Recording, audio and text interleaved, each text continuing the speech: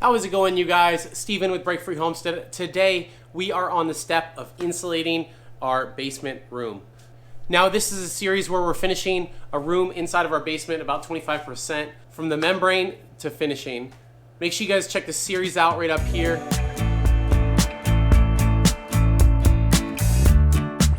So we have the walls here, which are internal. Obviously no drywall on that. The other side is a shop. Over here we have drywall, it's a stairwell. Then we come over here and we have our concrete with our membrane on it. And then we have just the finished here, which we're not adding more insulation. We're just gonna drywall it up, it should be all set. Now one thing I really recommend you do is that you prep everything, all your framing for your drywall. Up here we're gonna do tongue and groove. We have that all prepped beforehand. We have backers for stuff to hang on. This light here, which was existing on the rest of the basement circuit, or the one switch, I moved it up.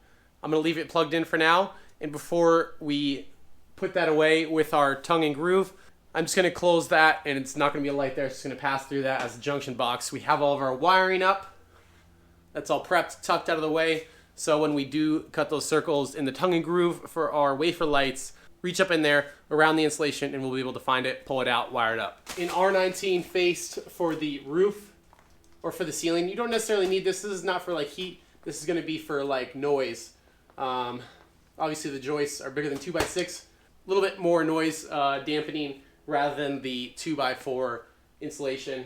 We went with R15 faced. They typically sell like a R13. You pay a little bit more, you get the 15, and that's gonna be on our exterior walls and just the inside also. This should keep it toasty in the winter and nice and cool in the summer. Now a couple things to consider.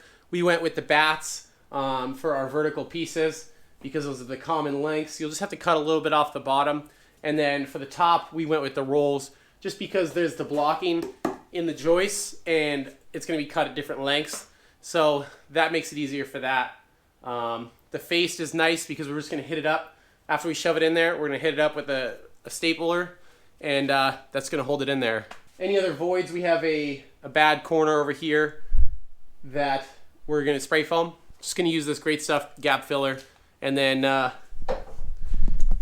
if you followed my series at all, I show you in the framing, we made this nice condo corner here so we can tuck insulation back in there and not making a dead space. So everything's ready. We're gonna wear a respirator. You can wear goggles, gloves. This will irritate you. You don't necessarily need long sleeves, you can do without it. But if you are going to try insulating on your own, or you are going to, get a insulation knife. If you can do this with, just a razor blade, and you have to hold it down, and it's just not worth it. Get this, it's like 10 bucks. It's gonna save you a lot of time. Oh, I almost forgot. We also hit the rim joists. I have another video up here where we did the froth pack on that. Worked out pretty well. As you can see, those cans go pretty darn quick. You need a couple of those on hand. You think you need one, you better buy 2 or 3 because they go. Sorry I'm talking so much, let's get to it.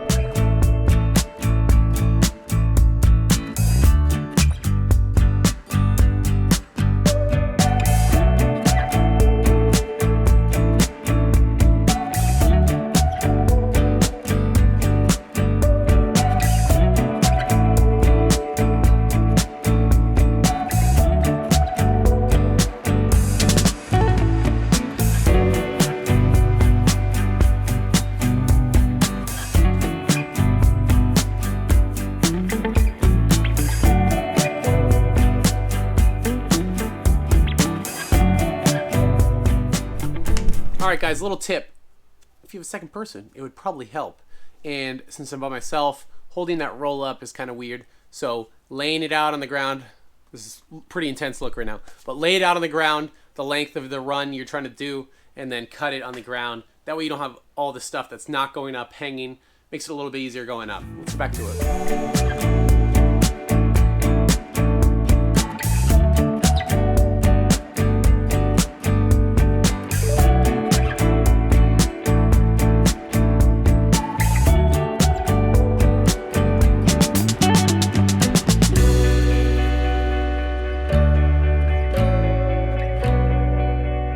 So doing this by yourself, a trick that's helping me, kind of just pushing it up I'm 6 foot tall, but I'm pushing it up, holding it up, and then tacking sideways. I just hit it in like 4 times on each side, and then it holds itself up so I can go back and hit the rest in. Because if you just put one in and it's like with it, then it'll just rip the paper and come back down. So sideways, a few of them should work. If this helped you guys out at all, would you drop down below, hit that like and subscribe button? Really helps the channel out, and we'd love to grow with you.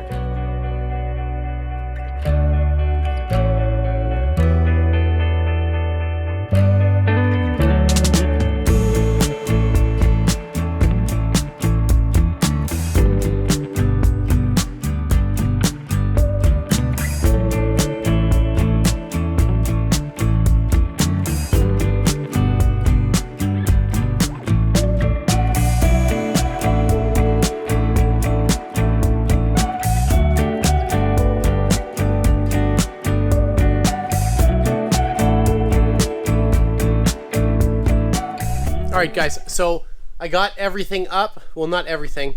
I have a 9-inch bay and basically a 4-inch bay here that I have one more roll over there. If you're looking to do insulation, you know this stuff's not that cheap.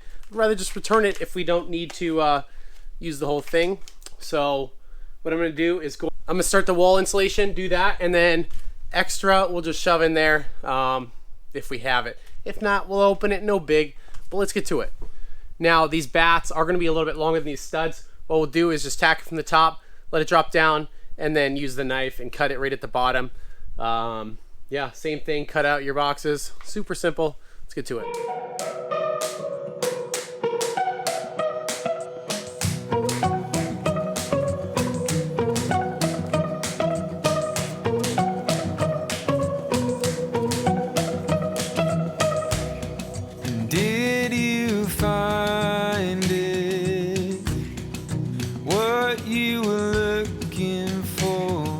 Shuffling through broken glass.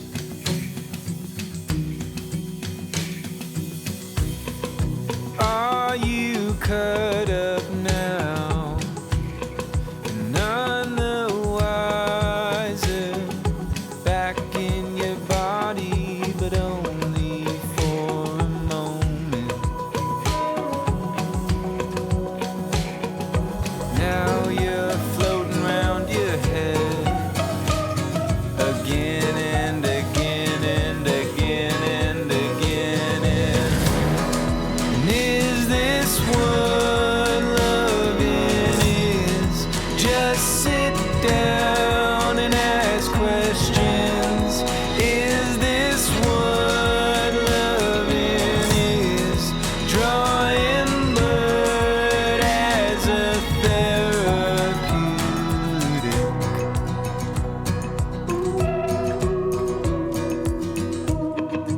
You always told me you fell through a window.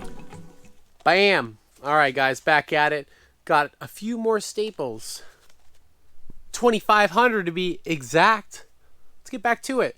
It's 7:30 in the evening. I'm trying to knock this out as fast as possible. Some areas we're putting these in, there's some obstructions. The supports for the basement, and usually you don't want to condense or squish your insulation because it works less or it doesn't work as well.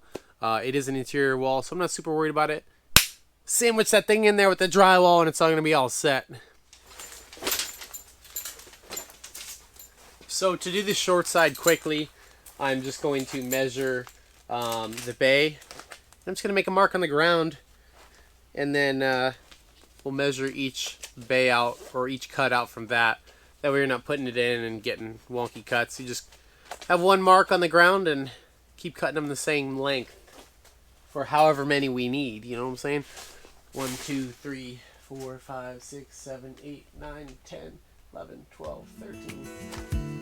13. So let's get to it.